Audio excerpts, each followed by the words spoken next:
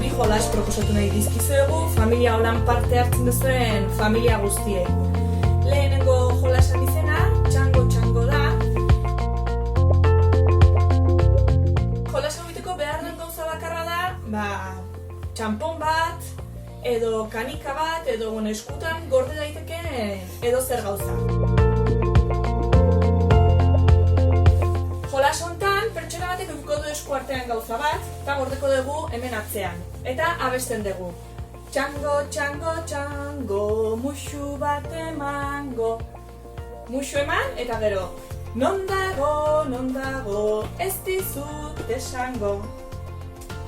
Ez du asmatu. Txanpona nundaon asmatu behar dezue. Ados, berriz ingo dugu, Torri. Txango, txango, txango, muxu bat emango. Non dago, ez dizut esango.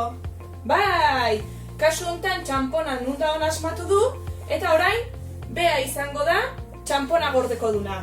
Ondo pasa! Kaixo, eta hau da, bigarren jolasa.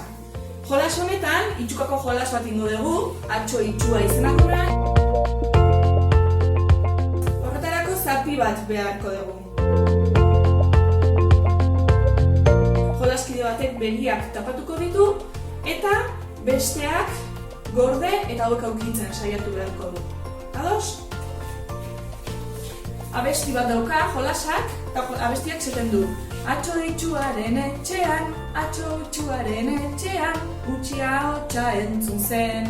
Hoi esatean, jolaskideak korrika lehenengo du eta bat birulau geldik esan, eta bere ahotsa entzuteko eskatuko du.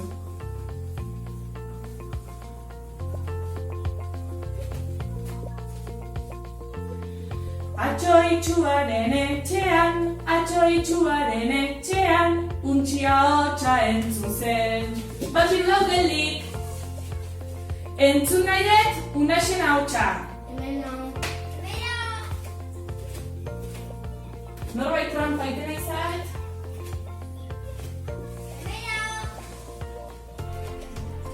Entzun nahi dut unaxen ahotsa? Bai, aurkitu dut. Jolas honetan, 3 aldiz edukiko dugu pertsona horren ahotsa entzuteko eskatzeko. Bai? Ondo pasa denok, Agur!